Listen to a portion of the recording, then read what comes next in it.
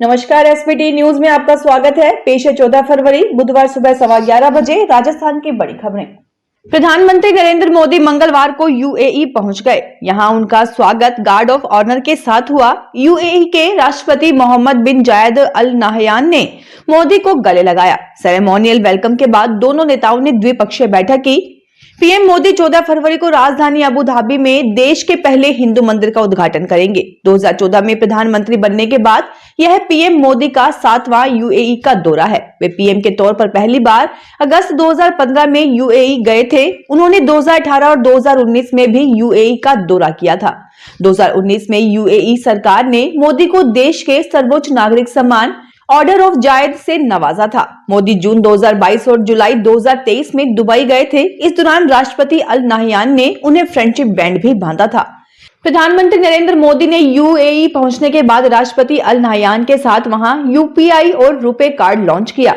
मोदी ने नाहयान के साथ रुपे कार्ड से पेमेंट भी की। प्रधानमंत्री नरेंद्र मोदी के दौरे पर भारत और यूएई के बीच पोर्ट्स, फिनटेक और कई सेक्टर्स में अहम समझौते होंगे। मोदी और अल नाहयान की द्विपक्षीय चर्चा के बाद दोनों देशों में एमओयू एक्सचेंज हुए।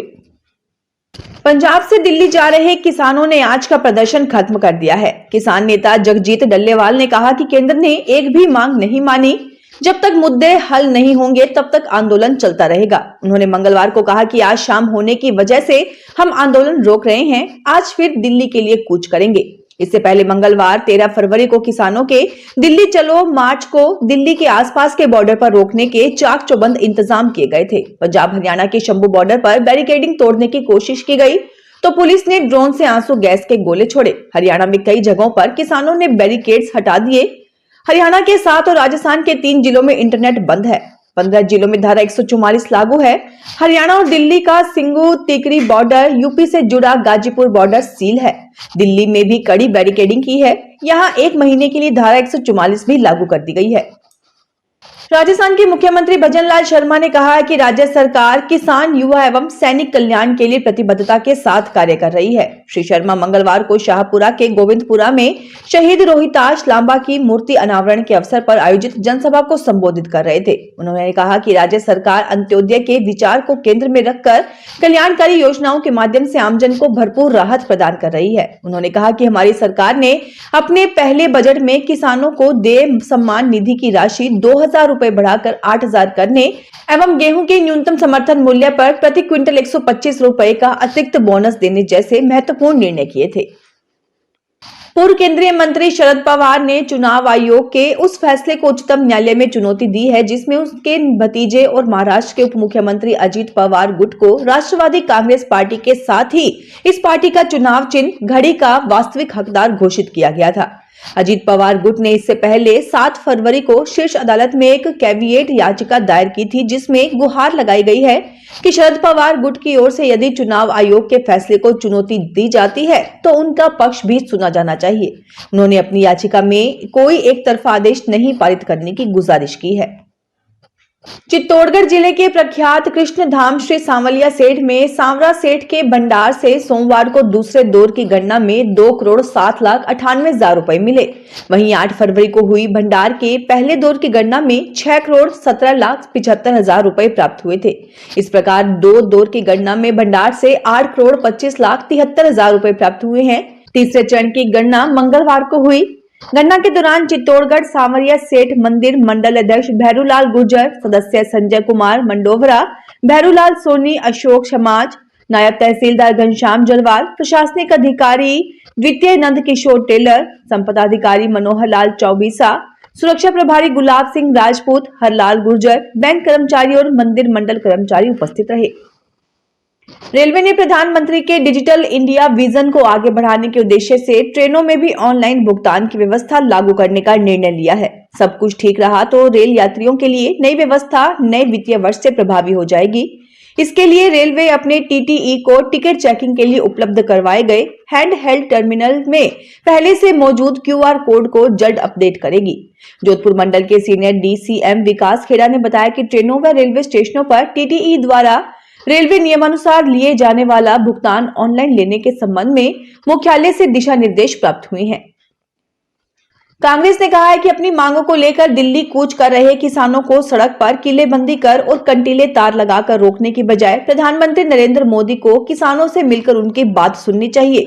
कांग्रेस अध्यक्ष मल्लिकार्जुन खड़गे ने कहा कि दिल्ली आ रहे किसानों को बंदूक की बल पर और तानाशाही करके रोका नहीं जाना चाहिए, बल्कि उनकी मांगों पर विचार किया जाना चाहिए और खुद श्री मोदी को उनसे बात करनी चाहिए। जोधपुर रेलवे मंडल के 15 स्टेशनों की सूरत बदलने लगी है। अमृत स्टेशन योजना के अंतर्गत 266.17 करोड़ रुपए से इन स्टेशनों का रीडेवलपमेंट हो रहा है।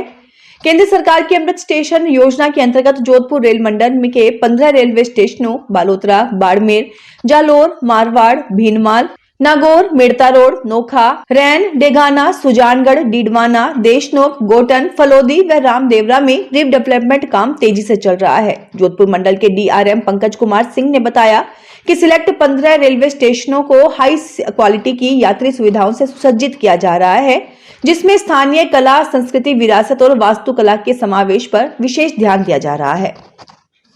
उच्चतम न्यायालय ने राष्ट्रीय जनता दल नेता एवं बिहार के पूर्व उप मुख्यमंत्री तेजस्वी यादव के खिलाफ उनकी विवादास्पद टिप्पणी को लेकर अहमदाबाद की एक अदालत में दायर मानहानि का मुकदमा उनके माफी मांगने के साथ ही अपना बयान वापस लेने के बाद सोमवार को रद्द कर दिया। न्यायमूर्ति अभय एस ओका और न्यायमूर्ति उज्जवल भुइयां की पीठ ने मामले में राजद नेता के माफीनामे को स्वीकार करने के बाद उन्हें राहत प्रदान की।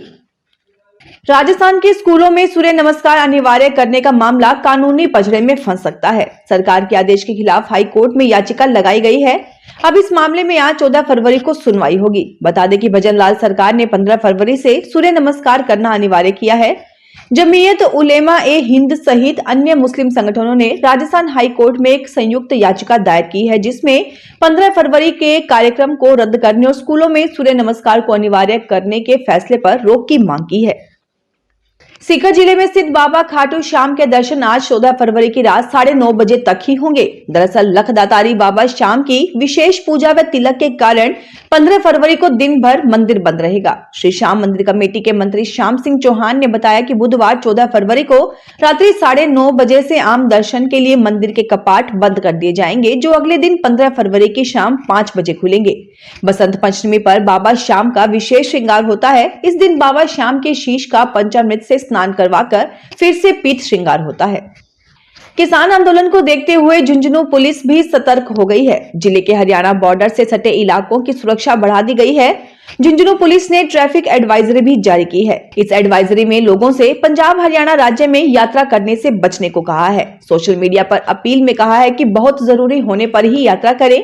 एसपी देवेंद्र बिश्नोई ने बताया कि किसान आंदोलन को देखते हुए जिले के हरियाणा बॉर्डर से लगे सूरजगढ़ के पिलोद, पिलानी व पचेरी इलाके में सुरक्षा को बढ़ा दिया गया है। आने जाने वाले लोगों पर पूरी तरह से नजर रख रहे हैं। फिलहाल आंदोलन को लेकर जिले में कोई ज्यादा मूवमेंट नहीं है, फिर भी एहतियात के तौर पर बॉर्डर इलाकों पर सतर्कता बरती जा रही है और सुरक्षा बढ़ाई गई है। हर मूवमेंट पर निगरानी है।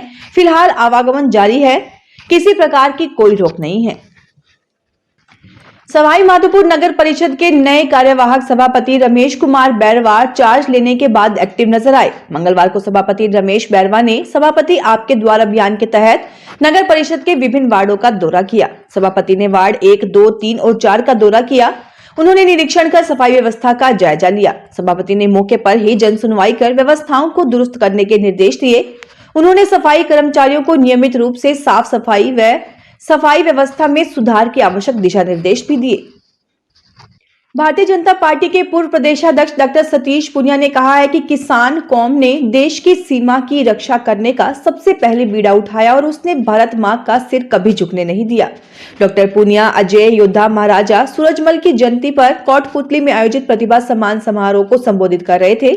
इस मौके पर उनके कोटपुतली पहुंचने पर किसानों एवं युवाओं ने फूलों की बारिश कर उनका भव्य स्वागत किया। 3 दिवसीय जालोर महोत्सव का सोमवार को समापन हुआ। महोत्सव के आखिरी दिन मिस्टर एवं मिस जालोर प्रतियोगिता के साथ ही कई सांस्कृतिक आयोजन हुए। इसमें एकल नृत्य, जूनियर, चाइल्ड विद पेरेंट्स सहित विभिन्न प्रतियोगिताओं का आयोजन भी हुआ। इसके बाद देर रात तक बॉलीवुड नाइट शो चला। इसमें अमित मिश्रा ने एक से बढ़कर एक बॉलीवुड गीतों पर प्रस्तुति दी। बॉलीवुड गानों पर देर रात तक जालोर वासी झूमते नजर आए। कार्यक्रम में अरुण और साक्षी को मिस्टर एंड मिस जालोर घोषित किया गया। फिलहाल इस बुलेटिन में इतना ही। फिर हाजिर होंगे और बड़ी खबरों के साथ। अगर आप भी अपने आसपास की छोटी बड़ी और महत्वपूर्ण खबरों से अपडेट रहना चाहते हैं तो सब्सक्राइब कीजिए हमारे चैनल एसपीटी न्यूज को और प्रेस कीजिए बेल आइकन पर